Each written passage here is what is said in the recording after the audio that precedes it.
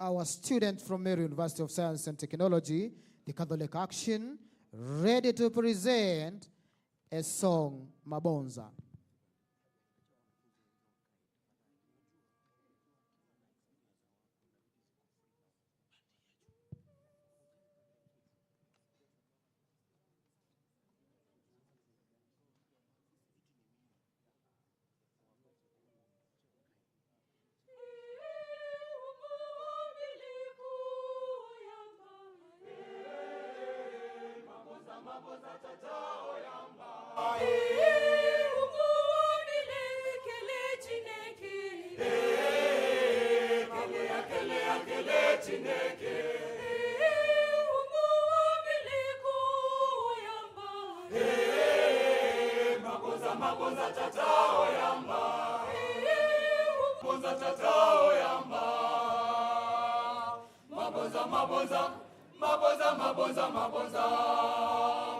Mabonza tatao yamba. Kelea, kelea, kelea, kelea, kelea. Kelea, kelea, kelea, chineke. Kelea, kelea, kelea, kelea, kelea. Kelea, kelea, kelea, chineke.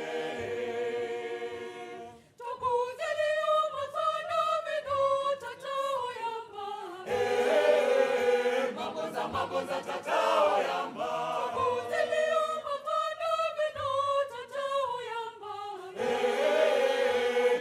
Mabonza tatao yamba.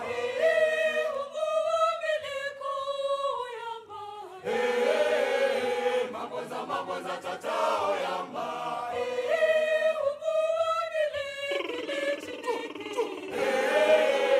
Kelea, kelea, kelea, chineke.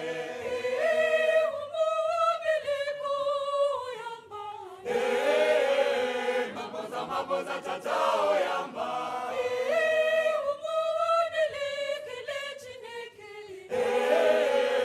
Kelea, kelea, kelea, chineke. Mabonza.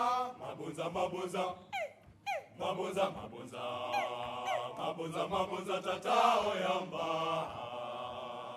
Mabonza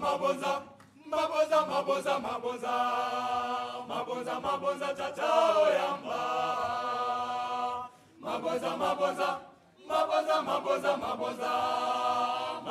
Mabonza tatao yamba.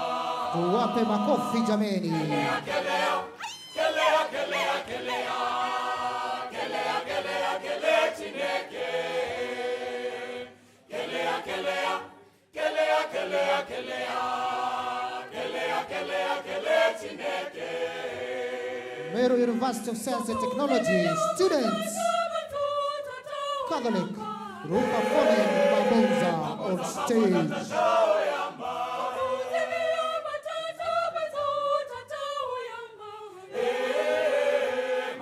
Mabonza tatao yamba.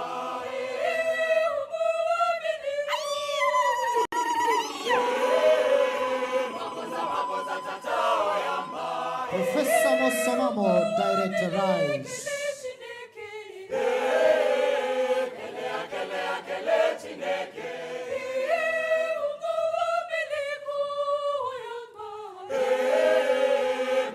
Mabonza tatao yamba.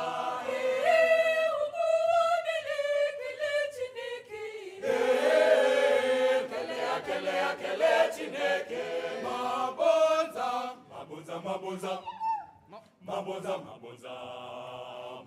Mabonza tatao yamba. Mabonza tatao yamba.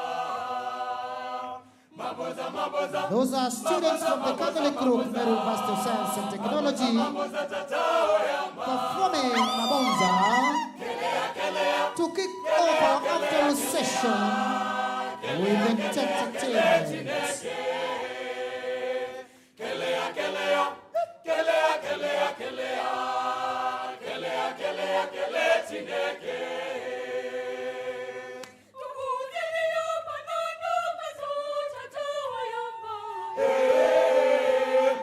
Mabonza tatao yamba.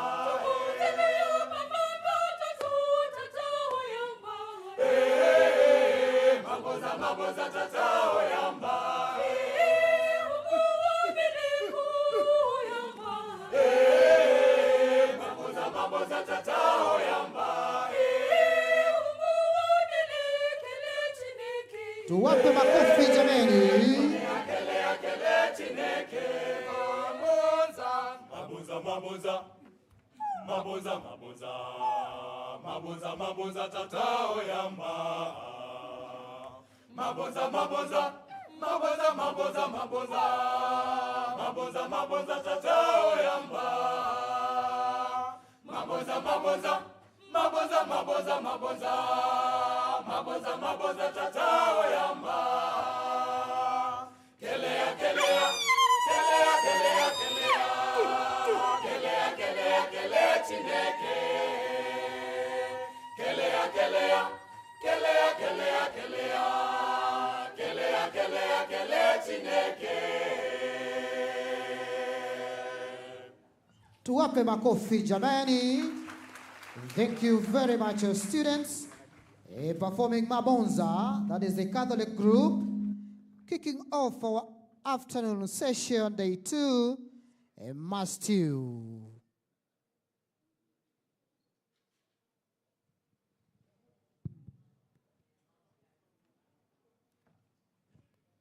So thank you very much, the entertainment team.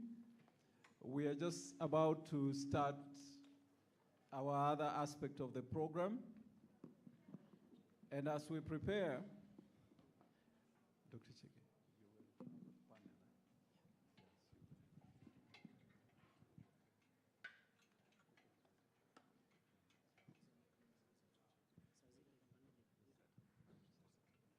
So we are setting up for, not yet after the session.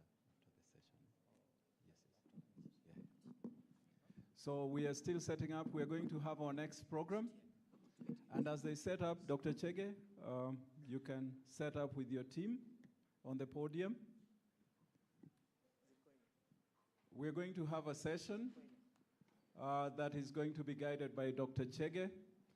But as they set up, we can give a presentation, a small presentation as we wait.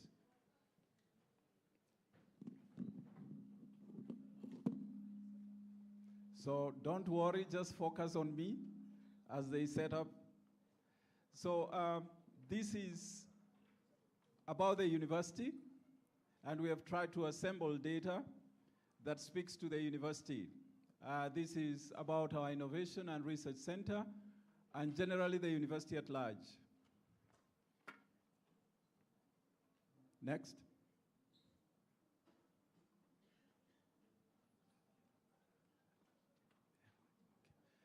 Yes, it starts with a plan, and the university has a plan, and we call it the MAST Strategy House.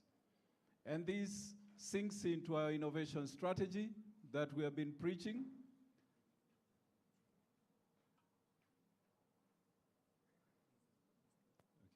And it starts with a purpose to empower minds and transform society, and we see our theme this time is about transformation. We have our university's vision. It talks about, again, innovation.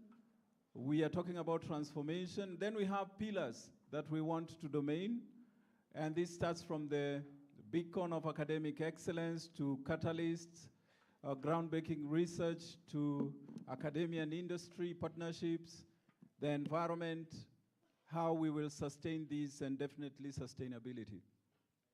And we have also the enablers there, governance, which today you see our council chair here.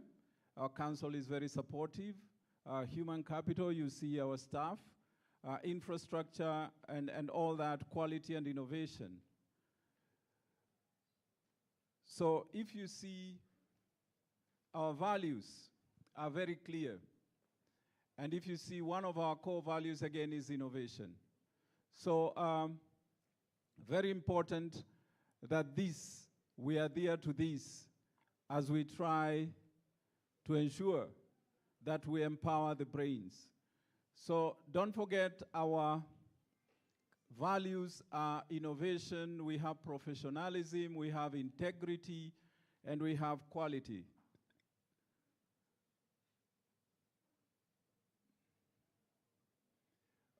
These are some of the milestones that we have achieved at MAST.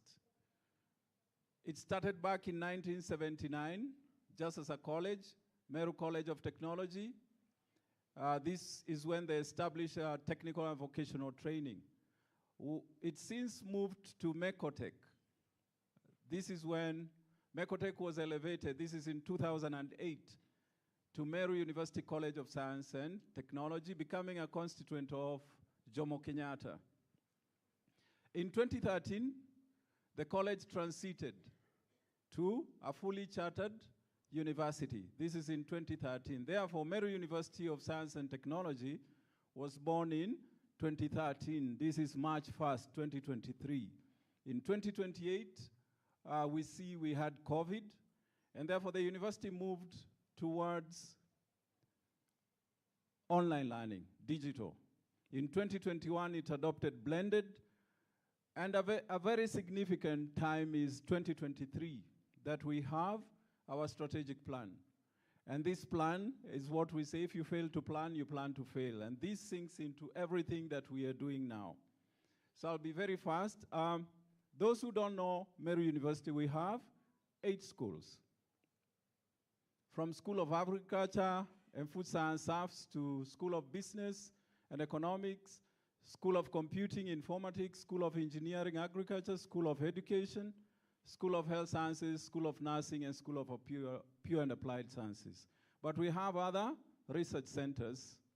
We have the Institute of Cement and Concrete, where we say we align ourselves to the problems that are there currently. We have Sanitation Research Institute, we have Mariene, we have the Mira Research Institute, we have the Camel Research Institute, we have the E-Waste Research Center, and just yesterday the VC opened the Artificial Intelligence Institute. And therefore we are moving, and these are very core thematic areas for us. Our enrollment is currently at about 13,300. By gender, you see 52%. Male, 48% female. And this shows you that we are trying to be inclusive. The percentages are not far away.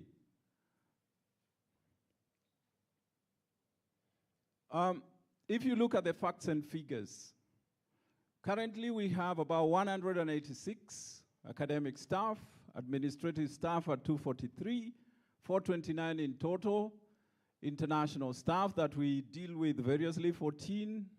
We are representing about 22 countries. Academic publications, we are pushing towards 700 journal articles, 416 conference papers, 27 book chapters. Gender balance, again, in staff recruitment is at 59-41. Our research activities, we have a very big portfolio of researchers getting grants, both internally and externally, at 163. Our portfolio is about 1.5 B in grant funding. And currently, we have protected about 29 innovations, and therefore we are moving.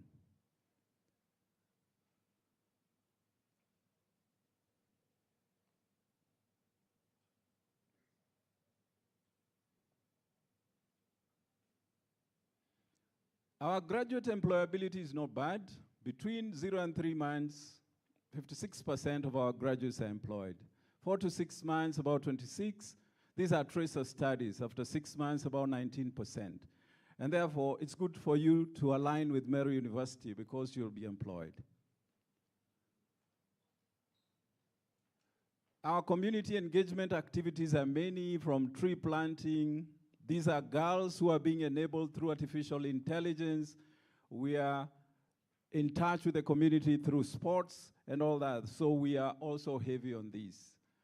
Our community engagement spans from mentorship programs to community outreach, nursing students with hospitals, around mass medical camps, tree planting.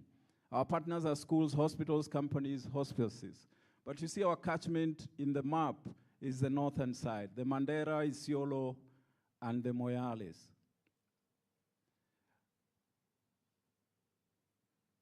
Our plan now at RISE revolves around all our thematic areas in the university, in health, in agriculture, in technology, in security, renewable energy, climate change, and public policy. We have about 29 protections now, and we have established a technology transfer office that can move them towards commercialization. Currently, we are negotiating with venture capitalists for a few of our products, and they will be in the market soon. And these are from America. Our guiding principles as objectives is to provide MAST with a coordinated approach to commercialization and also to be able to evaluate, that is measuring. To provide MAST and stakeholders with a tool for collaboration and performance indicators, and lastly, to provide MAST with a means of resource mobilization from our end. And this is our global footprint. We are really touching the world. And currently, we are in about 38 nationalities, and here from America, Australia, Brazil, Mexico, down to Zimbabwe. And we have, through our student mobilities and exchanges, targeted about 120. And in partnerships, we are also doing well. We have 90 partnerships structured along universities, academic institutions, about 45, corporates, about 12, foundations and charitable trusts, about 5, government and multilateral institutions, about 25, associations, about 15. And in a nutshell, this is Meru University of Science and Technology. Thank you. So now I want to invite Dr. Chege and the panel to come down and start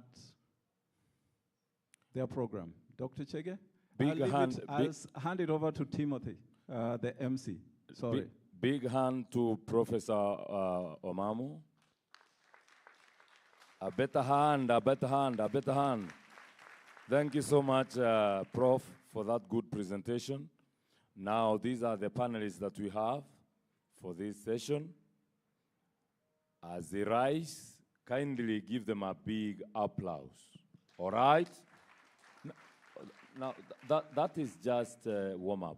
Can I get a better applause so that I can see if you are... Now, that is good, that's good. That's good.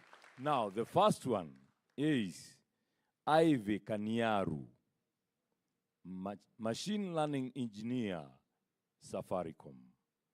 A big hand for Ivy. Hey, you people, you are weak. That's better. I want to see people going there smiling, coming from your applause. The other panelist is Bernard Kipungeno, machine learning, Safaricom. Can you make it better than that? Now you see the guy is smiling. We want people who are properly prepared. The other one is our own Dr. Amos Chege Kirongo, PhD specialist in machine learning, lecturer. Big hand for him. Lecturer, Department of Computer Science, School of Computing and Informatics, Sky. These panelists are going to be there because of one thing called artificial intelligence application and its societal impact. In the panel also is one Dr. Rebecca Ebere from Food Science. A big hand to Madame Ibere. She is from the School of Agriculture and Food Science, Meru University of Science and Technology. Now from there, I'll give Dr. Amos to move us to the next session. Thank you. Thank you very much, Mr. Amara. Sorry, Dr. Amara. And my panel members, I'll just give a minute to each one of you to do a brief introduction about yourself and what you do at Safaricom, and also my colleague, I'll give her a chance to introduce herself before we get to the questions. We can start with the lady. Good afternoon, everyone. Thank you so much for the opportunity to be here. My name is Ivy Wamboi Kanyaru. I am a machine learning engineer at Safaricom, and we are hoping to demystify what the word machine learning means. Thank you very much. A clap for her. Next. Good afternoon, everyone. How are you this afternoon? You're good. Hope you are energetic and you're ready for the session, right? Yeah, we are ready. My name is Bernard Kipngeno. I'm a machine learning engineer at Safaricom. And we are really happy to be here and to engage with you. Thank you. A clap for Bernard. Dr. Afternoon. Good afternoon. Again, I'm Dr. Rebecca Ebere. I'm a coordinator for research, collaboration, and extension. Thank you. Thank you so much, Dr. And my name is Dr. Chege Amos. Here as a lecturer in the Department of Computer Science, my specialization being artificial intelligence. And I'll be leading this session together with my colleague here, Dr. Ebere. We want to understand machine learning from the perspective of the industry and how Safaricom is utilizing machine learning and artificial intelligence in their day-to-day activities, and also for the benefit of the persons present here and also our students. We really want to know how they can benefit and also how they can advance their skills in machine learning. And maybe just like Ivy said, we make us understand what is this machine learning. Thank you so much.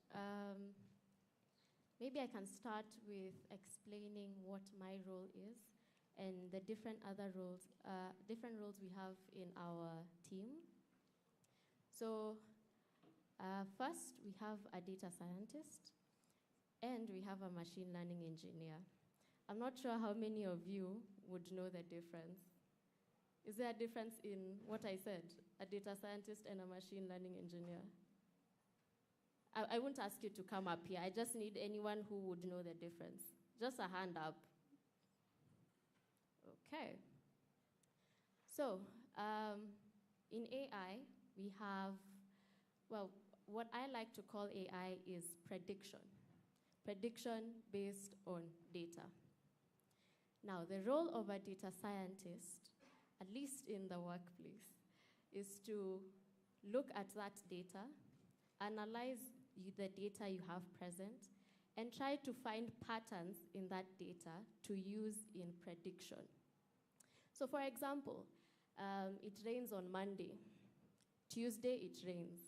At 1 o'clock every day, yeah? Monday, it rains. Tuesday, it rains. Wednesday, 1 o'clock, it rains. Thursday, what is likely to be the weather? It will probably rain. So that is the job of a data scientist. Now, a machine learning engineer comes in to support the data scientist. We also have an understanding of the algorithms they use to make the predictions, and we try to fit that into a large amount of data. Usually, data scientists work with a sample size, and our machine learning engineers fit that model to the whole customer base. Yeah, so in a nutshell, that is the difference, at least in the workforce. Thank you. The next question goes to our gentleman. Sorry, his name? Bernard. What are the current leading applications of AI that are having the most significant societal impact? Thank you. Thank you so much. I didn't get your name clearly. My name is Dr. Ebere. Thank you, Dr. Ebere. So coming to leading applications of AI and the social impacts, I'm sure I don't want to go deep into it, but I want to bring it home, just closer to what you have been interacting with. So when you look at it, I'm sure, who doesn't know ChatGPT? Really? Right? So that's what we can call like one of the applications. And what have you been using it to do it? To do what? Like you've been using to get to understand, like to advance your studies and get to like answer some of the things that you're going through day daily basis on classes. Sometimes you want to understand maybe more about the concept that you have learned in class, and you go and use it, right? So one of the applications of AI is in the education industry, right? That is close to home, and it has a very big impact, right? Even going to virtual learning, that's part of AI. So that's one. Moving on to, that is now agriculture.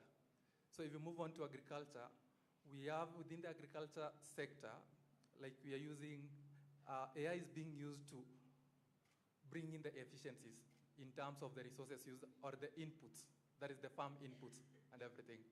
So for example, when you look at the use of water within the farm industries, then they're using AI to predict, for example, the weather patterns and get to know, for example, when there'll be rain and when there'll be no rain, so that they get to plan ahead and get to know when they should do irrigation and when not to do the irrigation, right? So that's one. Then moving on to the next one, we have within the health organization, you know, the World Health. I like to use one that is common, especially here, and you have been using something like Fuliza, right? How many? Who has not used Fuliza? These are comrades, right? So I'm sure you have, at some point, maybe you have used Fuliza. And there is that limit, right?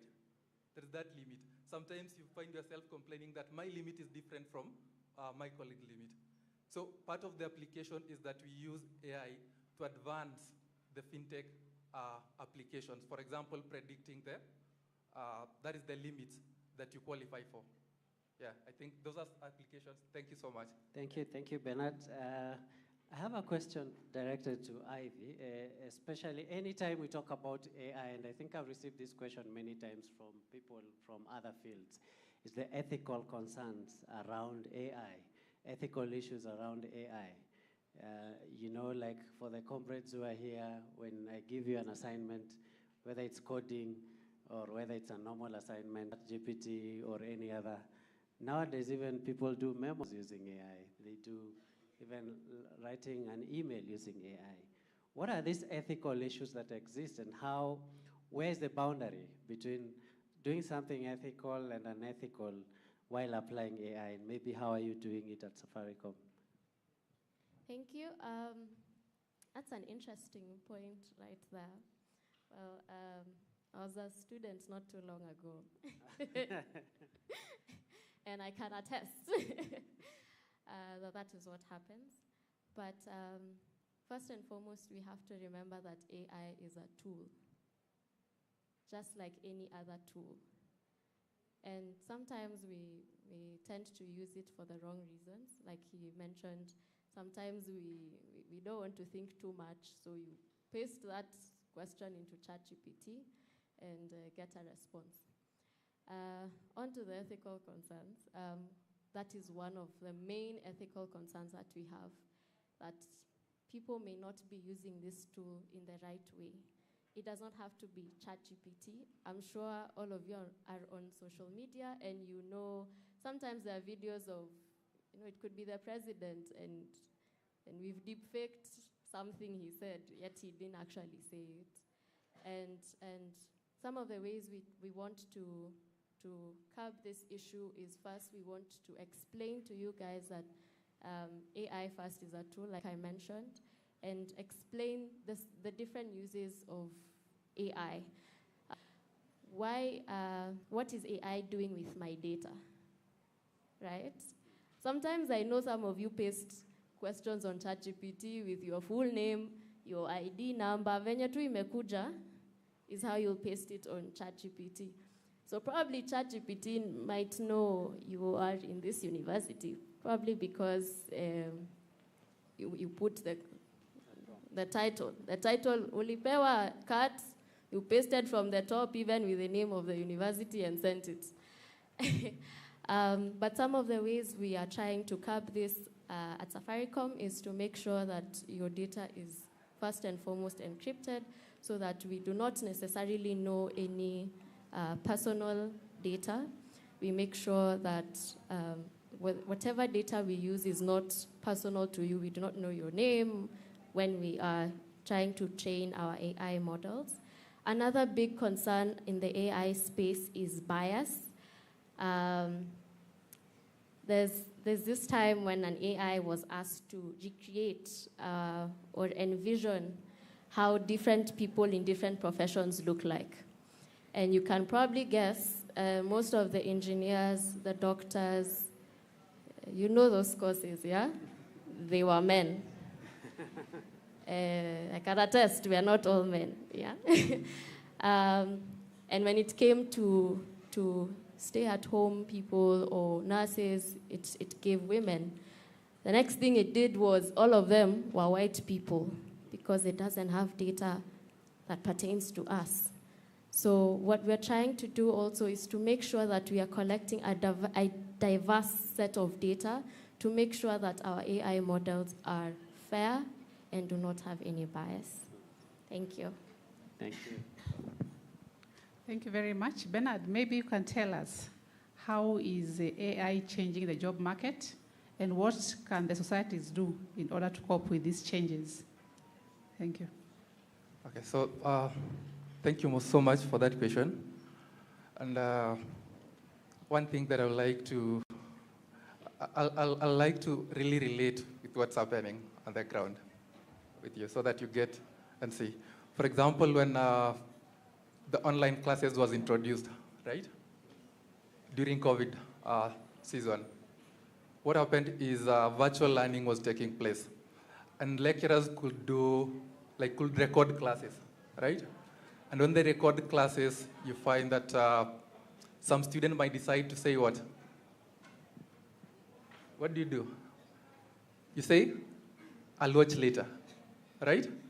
So you can imagine having one lecturer teaching one unit in a university because it's accessible to everyone, right? It is a recorded one.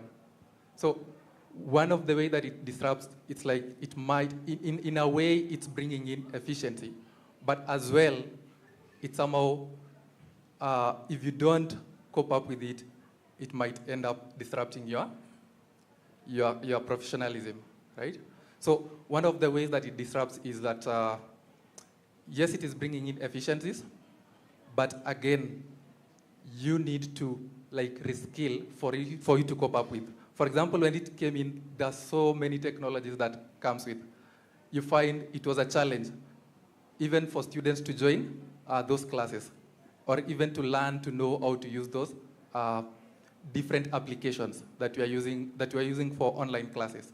So one thing is that to reskill, to get to understand how that AI works, or how that application that is using the AI functionality works, right? So yes, it will disrupt, but what happens is you need to reskill. That's one. Then if you move to other sectors like health, right? Even in health, you might find that when you get into you'll find that some hospitals or some health organizations, they have a system, for example, a web application, and they have embedded a chatbot to that application, right? Whereby when you go there and then just try to engage, maybe you are looking for more information about that is health advice, or you're seeking just some information about health, right? And if you go to that web application, the first thing that you find there is a pop-up of a chatbot. How can we help you, right? So how that disrupts someone's professional. Like you have those people at the reception. You have those people who are doing the registration, right? So you find that if you can use AI to advance, because what you're talking about AI, basically is just like having something that can mimic human actions, right? So that is AI. So if you get one that can do that, then it means what? It's going to disrupt some of the professionalism. So, but the thing is, it's the change in trend and change in the dynamics. So it's just, the important thing is to learn how to cope up with the changes that is happening and aligning with them, because these changes are affecting different sectors and different domains, right? So it's just a matter of someone finding how AI aligns with their career and then reskill in line with your career, right? For example, if it is lecturers, then what they have to do is just to find a way that they can use AI to advance learning. And again, they'll create time for themselves to explore other things, right? Not just in class delivering lectures. So I think those are some of the ways in which AI disrupts the different professionalisms, and as well as how to mitigate those disruptions. Thank you very much, Bernard. I have a question to Ivy, especially related to climate change and the changes that are happening in our environment. A lot is changing, and every day we see a lot of change. Recently we had the floods. Right now we're in a dry season, and maybe the climate is about to change. I don't know what, from your experience and maybe from your perspective, how can we use artificial intelligence to respond to these changes in climate and in the environment? Thank you for that question. So from what he just mentioned, we've been singing about climate change. And sometimes we call them scientists, yeah? They like to say we have, less than 50 years if we continue in the same way. How did they know about that? How did they figure that out? AI. So just by the mere fact that we all know there's a change in our climate and things are not going well, that was the first step. They were able to identify the problem using AI. The same thing, we have a weatherman. Mnajua tuko na weatherman. And he had said what about the floods? He had said something about the floods. Now, if we were able to get that, we have the information, we know that in the next few months it might rain, and it will rain heavily, then we are able to take preventive action. There's two types of actions, yeah? You can either prevent it or respond to it. And the mantra is, it is better, what is the proverb? Prevention is better than cure. So by the mere fact that we are able to predict what would happen in the next 10 years, or even in the next few months when the weatherman says, after the floods, there will be drought. So we are able to harvest or use what we have now. When it came to the water washed away to the Indian Ocean. Yet we have the information that after the floods, there might be droughts. So I think when it comes to climate change, first, identifying where the problem is. Second is to use that information to benefit ourselves. There are also very many things we can do now to cure the problem.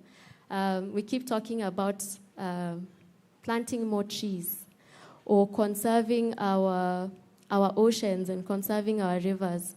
I believe in Europe, they use AI to incentivize the process of collecting water bottles so that they keep their oceans and rivers clean to make the environment safe for us. The agricultural process of planting those trees, we can use AI to automate the process, to grow more trees, to predict the diseases that would affect the trees we plant. There's so many ways to look at how we can address climate change with AI. That might need a whole separate discussion. Thank you, Ivy. Okay, thank you, Ivy. To Bernard, what role can AI play, especially in promoting financial inclusion in low-income communities? Thank you, Dr. Mbere, for that question. I know it's an interesting question, especially here in Kenya, given that we have areas that even setting up a bank that is a branch, for example, areas in the northeastern, setting up a bank branch could be like, there are a lot of challenges, especially with the risk of safety and everything, right? And you find those areas that are marginalized, they have challenges having access to financial services. But yet we have one here, right? Like you just have think of M-Pesa. Do you have to go to bank? Do you need to have an account for you to access that is your money, right? So we have some of the, for example, that M-Pesa, if you're in a rural area, as long as you have access to power and you have charged your phone, then you have access to what? That is financial services. You can transact easily, right? So that is especially areas in a low income. And again, doesn't have the restrictions to say you need to have a minimum of this amount. Given that areas of low income, then people might not be having or might not be able to get maybe that minimum restriction that you need to deposit into your account. So if you power up these, or if we have these applications that are powered by AI, and many are coming up, I'm sure you have access to different devices like your mobile phones. And I'm sure you are in social media, right? So most of the times you see advertisements of different, that is financial services or financial applications. For example, I think I came across one called, is it Paysil something? I'm sure you have seen that you can transact globally using it. Even M-Pesa, it has a global pay, right? So that's one of the ways that it bridges the gap that exists within the financial sector. Because if you are, let's say you are in abroad, and then you want to send some money to your family within Kenya or anywhere, then if you have an application that it can transact globally, then it will make it easier, even for those people who are in marginalized areas, because it's just a matter of transferring from whether it is bank account to those fintech applications, right? So it empowers people to have that access to financial services. Yeah, thank you. Thank you, Bernard. Maybe one more question to Ivy with regards to education and learning and teaching. We are in a university right now. How can we use, of course, positively, artificial intelligence in bringing change, especially in the learning sector, in universities and other levels? My colleague Bernard talked about ChatGPT, and sometimes we like to put a negative connotation to it. But if we use it in the right way, if we use it to learn, I'm sure all of you have noticed that ChatGPT brings the information together. Yeah? Before we used to go to Google. I don't know if you guys remember how to search on Google. But you would have to go through countless articles to find the thing that you are looking for. And that information is readily available for you, the learner, to expand your knowledge, to use to expand your knowledge. So that is one way. We can use AI to assist our lecturers here to actually grade your exams. They don't have to sit and go through countless papers trying to mark your papers, yet we have AI that can go through the question, go through the answers, and actually grade your test. AI is also very beneficial, especially in terms of creating animations. I have met with brilliant people who are using AI to create such, they get animations, and they also use AI to create soundtracks. So they give it a script, and then they create animations for children, and that comes out with a voiceover. And what they do is they go out to marginalized communities. They don't need to actually carry the teacher with them or the lecturer with them. They just use these pre-recorded or AI-made animations to actually teach the students, which I found quite interesting. So it helps the lecturers create more content. They are able to disperse the information faster than ever. Of course, some connotations to it is that, or some disclaimers is that we also have to be careful with what AI outputs. it is very important to look through the outputs and see, is this correct? I'm sure sometimes you ask ChatGPT a question and it gives, a hallucinated answer. So it's also very important to go through the answers and all the outputs of our models and see if they are correct. But yes, so those are some of the applications. Thank you so much. Dr. Thank you very much, Ivy and Bernard. And I think we've all been enlightened a bit about AI. Now I want to open up this discussion. Anybody with a question on AI, please? Comrades, any questions on AI? Ivy and Bernard are here to take some questions. Kumbuka, kuuliza si ujinga, lakini kubaki na swali ni ujinga. Yeah, you can lift up your hand. The mic will be passed around. Yeah, I think there's someone there. Thank you. My name is Kiremi Kirema. I'm a teacher, Timiathen Boys. My question is, AI, to my understanding, gathers information that's published on the internet. It rearranges that information and then repackages them into a response. Now, and there's the websites in which it is gathering this information at times are low quality, provides low quality content. Now, aren't we assessing repackaged low quality information through AI? Can we trust everything that we get from AI? Because I think my understanding from the hallucination,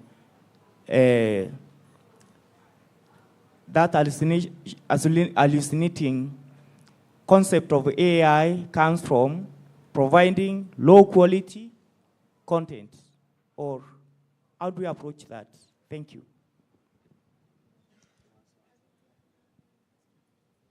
Maybe you can take some more questions, then we respond. Raise up your hand. Someone there. Okay, my name is Kelvin. I have a question about AI.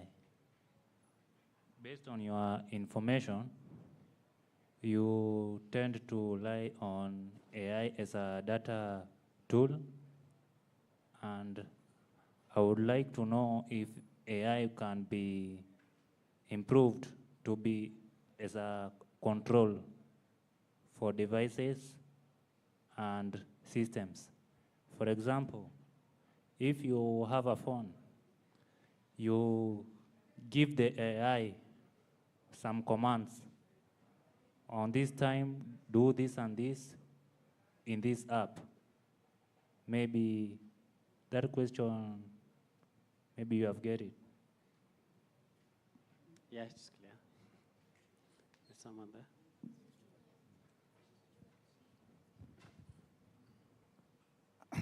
My name is Douglas Karethi. I'm a third-year student taking data science. I would like to know where you specialize much on machine learning. Do you specialize more on supervised or unsupervised or reinforcement? I would like to know where you put more of your energy. And I would also like to know the areas, the scope. Do you do machine learning on other areas like health, or you focus on Safaricom Peke and the products of the company Peke? Thank you. Thank you for your question. Let's give the engineers first time to respond to those few questions. Go first. Okay, thank you, Amos. So I think I'll take the first question. Sorry, I didn't get your name clearly. Maybe Karemi. Keremi. Oh, thank you, Keremi.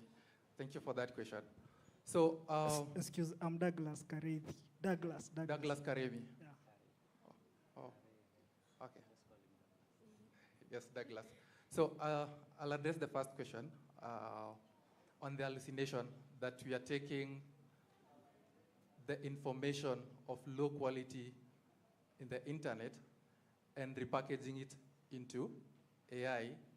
And when you chat to it, it gives you that low quality response, right? So first, remember that we said, I'll just try to address in this way. We said AI is we are trying to mimic human actions or human-like actions, right? So you can imagine of it as you trying to teach a child, like a child to walk. Does it come out perfect the first time? Yes? It doesn't come out perfect the first time because first you have to take it slowly, right? You have to teach step by step. So we are still in the initial stages of AI. I'm sure these AI, Gen AI buzzwords, I think, it just came up just the other day, right? So the thing is, yes, there are those challenges of getting information from internet of low quality and then using it to train the AI. For example, like ChatGPT. That's why sometimes when you ask a question, it might respond incorrectly based on the information that it was retrieved from the internet of low quality. So the thing is here, I think there is one thing that says garbage in, garbage out, right? So when you feed in information, it relies on you, right? Everything relies on you because you are the one trying to train it. And you are the one who is going to control on how it behaves. So, and it starts from the data, the quality of the data that you are feeding into that AI, right? So if you get a data that is stale and then feed it into it without trying to clean that data, then you'll get a response of low quality, right? So the first thing that needs to happen, and I think that's you'll find it usually said within our space, 80% of the time you find it's all about data cleaning, right? 80% of the time within the domain of that is data science or machine learning. And even I'm sure, like you've found, if there are those who have been doing online jobs, then there are those tasks that you are told to label different things within an image, right? Like you're supposed to label. What are you doing? You're trying to get the labels for those items or for those objects within the image correctly, because if you just feed it directly into the algorithm or the model that you are using, it will be confused. And when you, for example, when you say, maybe you want to use it to classify, if you give it, for example, an image of a dog, it might misclassify as a cat if you don't label it correctly. Imagine having an image that you label a dog and it's a cat. What will happen? It will end up giving you wrong response. And that's how it happens to get the low quality response. So how to mitigate is to put those checks in place to make sure that you do due diligence in the data that you are feeding into that training of the model.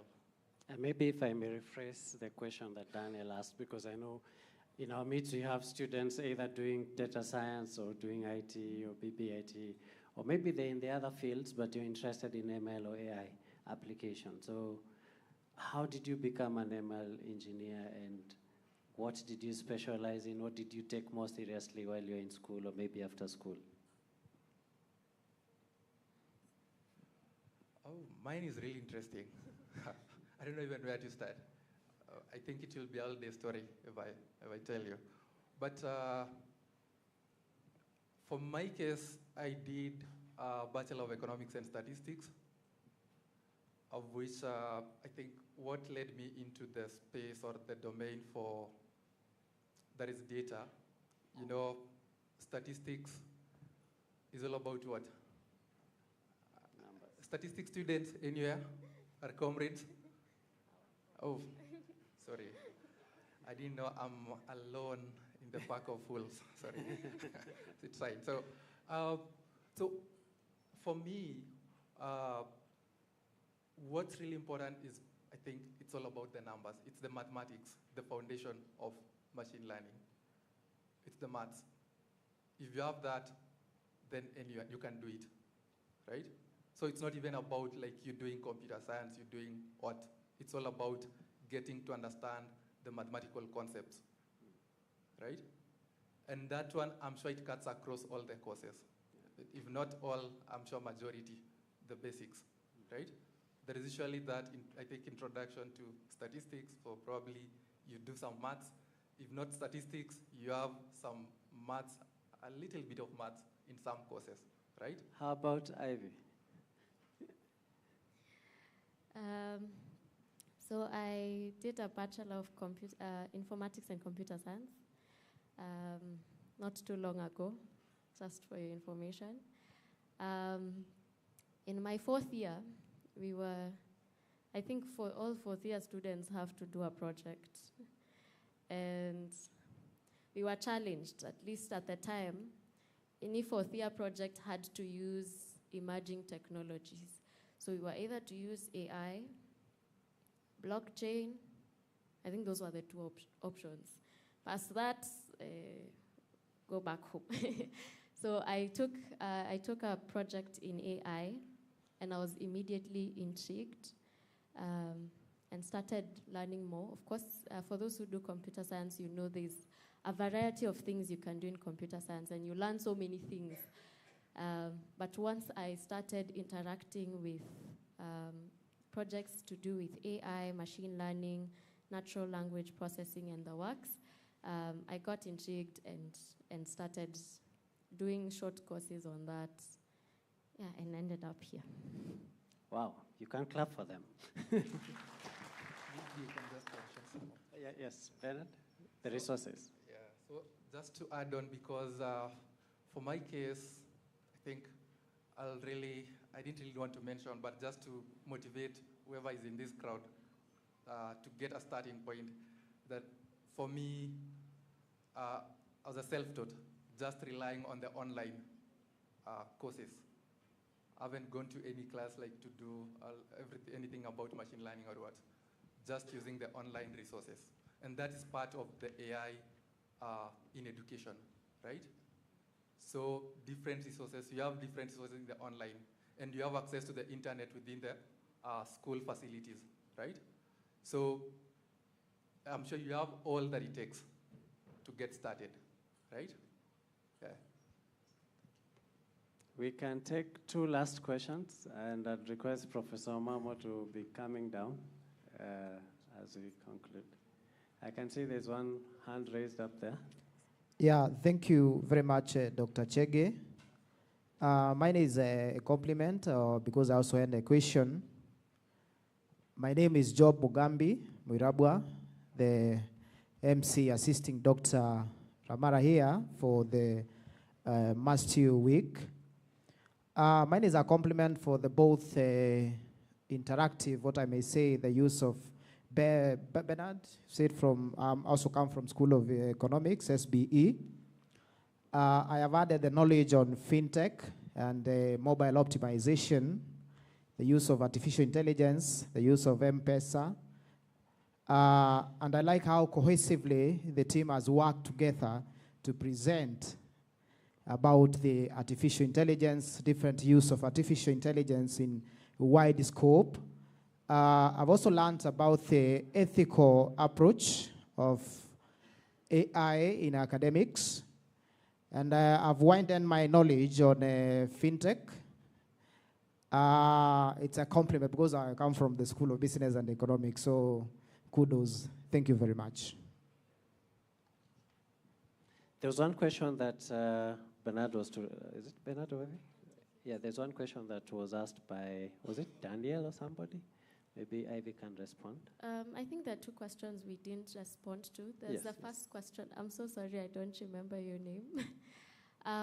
But his question was in terms of if AI is used in devices. You asked about a phone, a mobile phone, for example. I think when we talk about AI, we like to talk about the interaction of AI and human beings. Which is the most widespread use of AI, or most commonly known. But yes, we are able to use AI among different applications and different devices. one common use case we have is in the networking space, also in the cybersecurity space. So, for example, in cybersecurity, we can use AI to detect if there is a problem in any of our systems. In networks, we are able to detect the number of, or the amount of traffic and allocate the bandwidth for, to accommodate the different number of users we have. But yes, remember AI is basically software. Under the hood, you have to remember AI is basically software, and we can use it to communicate not just with humans, but with device to device. We are able to do that, either to prevent issues or to rectify issues. One interesting new field, sorry, I will get a bit technical, but one new interesting field we have in the space of generative AI is something we call autonomous agents. So a small example would be this. If you ask ChatGPT, for example, what is the number of students in this university? Now, it might not have that information at hand, but what it can do is, because it knows that information is somewhere, maybe stored on a database, the school database, then what it can do is generate, we call them SQL queries. It can generate a query, call the database, find the response, and then give it back to the user. So that's an example of systems communicating with each other with the use of AI. Yes. Wow, that's brilliant. Thank you so much, Ivy, for that response. Is there anything else we've not responded to? I think we are done. I think there was one more question on what areas of data science we specialized on, if I am right. Mm-hmm. Yes, there was that question. Maybe Bernard would like to respond. And you had also asked, in the context of Safaricom, if we indulge in other uses of AI, like in health. The short answer to that is that Safaricom partners with different organizations, and we try as much as possible to support them, even with AI. So I know in the field of agriculture, we support a product we call DigiFarm that gives funds or supports farmers get the farm products they need. It also helps them with the different challenges that they have. So we use AI for that. So we use AI in different ways. It may not necessarily be in health, but with the different teams we support, then we are able to use AI in that way. So not just in the way you might think we use AI in Safaricom. Thank you, Ivy. Bernard? Okay. So I think Ivy has answered the question of if we only focus on Safaricom or, yes? So I'll address the one for which areas or which models do we focus on, if it's unsupervised learning, supervised learning, or there is deep learning and other models. So I think the simplest way to answer that is that no one solution that fits to all problems, right? So it means what? Like you address or you approach a problem based on how, based on the requirements for that problem, right? So it's not about like you focus on unsupervised learning or supervised learning or deep learning models. It's about the problem that you have at hand. So if it's fit to be addressed by supervised learning, then you'll go to the route of supervised learning. If it's fit for unsupervised, then you'll go to that. So that's what guides what to use as a solution. Yeah, thank you. Thank you so much, Bernard, and thank you so much, Ivy. I can see our time is well spent. We can clap for our engineers for their good contributions. And I want to thank all of you for your active participation. I believe you must have learned one or two things about AI and machine learning. And I want now to give it back to Professor to release us for lunch, and then we'll resume later after 30 minutes for the next session. Professor Karibu.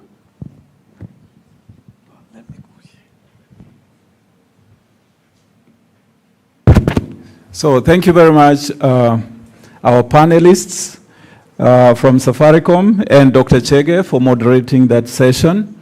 Just like we said, we want to bring industry to the university, or make sure academia have a focus of what are the needs outside there from the reality perspective of the industry. So I believe you have gained a lot from their insights, and what we are trying to create are opportunities for us while we are still in college, and be able to engage and actually focus on the areas that are very necessary to solve the problems currently. So we will have many sessions. Dr. Chege, there is a session going on that side. Could be you can brief them. All right, thank you, Prof. We initiated a call in the morning to all engineering, IT, and other fields of students who are interested in training an AI immersion exercise on DevSecOps for students in data science, computer science, IT, BBIT, and engineering. And the sessions are running currently. So make sure if you registered, you need to join in. And also we already have a hackathon that is currently ongoing, almost coming to an end at the Innovation Center, which as soon as it comes to an end, we'll award the winners. And of course, in the DevSecOps session, they're also winners. And I think the two engineers will be taking up the AI enthusiasts tomorrow in the AI immersion. So be there. We will also circulate the link for registration for that session. So don't miss for our students. Thank you, Prof. Doc, and after lunch, what will be here? After lunch, I think we have Fred with us on commercialization, and IP, he'll take us through issues on how you'll protect your ideas, and of course we'll have a short panel discussion with him and a number of questions we can ask. So for our partners, our stakeholders, if you have ideas that you need protected, we have our TT officer, that is Fred Oswango, who is going to take us through that session. So be here so that we can also pick up from the intellectual property perspective, copyright, commercialization, and stuff like that. Thank you so much. Thank you very much. Dr. Amara, you can lead us to appreciate the team as we break for lunch. Thank you so much, Prof. Thank you so much, panelists, led by Dr. Amos Chege and Dr. Rebecca Ebere. Now, we would like to appreciate these guys. They have done a good job. We have learned a lot. And we are still in the process of learning. As we've been told, in the afternoon, we are going to learn more about how to patent. Is that the right word, Wakili? Patenting. Am I right? Yes. That is protecting what is yours. In the afternoon, it will be another session that will be hot, full of knowledge. So be here. After how long? 30 minutes. 30 minutes. That should be 30 minutes from, so by 3:10, everybody should be back. Now, I would like us to stand up on our feet. I will show you how to appreciate guys. I'm old school, and there's a song we were taught by His Excellency, the President, late Daniel Arap Moi. Sasa need some fruits. Sema fruits. Sema popo. Now in Rift Valley accent, it is bobo. Okay? It is no longer popo now. Kipungeno, it is bobo, not popo now. Okay. Pick your popo. Then we put in the basket, eh? We are picking and putting in there. Aya, pick the popo. Pick your popo, put in the basket. Pick your popo. Bure kabisa. Mimi naimba peke yangu.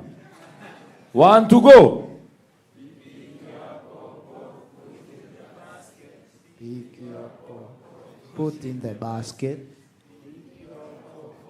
Put in the basket. Give to the panel. We give to the panels. Ni sawa? Now, can we do with some energy now? I want to go. Pick your pawpaw. Put in the basket. Pick in the basket. Give the panelist. Ungekuwa na klasi kama hii yote ni kuchapa viboko. Can we do with some energy? You cannot pick the pawpaw from here. You are picking one here, you are picking the second from the same place. You pick a pawpaw here, you pick another one here, and you pick the third here. You put in the basket, not picking the pawpaw, picking the pawpaw. Very fake. Even in AI cannot bring that. 1, 2, 3. 1, 2, 3. We pick from left, then center, then right. 1 to go. Pick your pawpaw, Put in the basket. Put in the basket. Look at this guy. Kamera tupeleke kwa huyu. Sasa popo ukiweka namna hii si inaanguka inaharibika. You put the popo properly. Unaweka pole pole. Si kuchukua unaweka. Can we do it the last time? Tukua tunatumia intelligence. Tumia hii baba. 1 to go. Put in the basket. Put in the basket. Pick your pawpaw. Put in the basket. Give to the panel. Can we Panelist. do it very fast now? We are picking these pawpaws. Can we have some, another fruit? Avocado. Apple. Apple. Aya, apple. Wacha tuchukue apple. 1 to go. Professor usijali. 1 to go. We are picking the apples. Pick the apple. Put in the basket. Pick your apple. Put in the basket. Pick your apple. Put it in the basket. Give to the panel. Can somebody pray for lunch? Somebody to pray for lunch from Chuka University. Wengine tutakula, wengine tutainama, lakini sote tuombewe. Anything can happen. Let's pray. Father, in the mighty name of our Lord Jesus, we want to thank you for this session that you have given us that was very informative. We give you glory, we give you adoration, and we give you worship. We commit all the students that are in this particular hall. Give them divine intelligence, give them divine creativity, that they may be able to come up with innovations that will shake this world. Thank you, Jehovah, King of glory. We thank you for the lunch that has been prepared for us. We ask you to bless it as we take it. And for those that do not have, continue to provide in your own ways. In Jesus' name we pray and believe. Amen. Thank you so much. Let the panel, first of all, the panel can move from that direction. Other guys can move from this direction. May God bless us as we come here by 4:10, please. Let us all be here. 3:10. Thank you so much for that correction.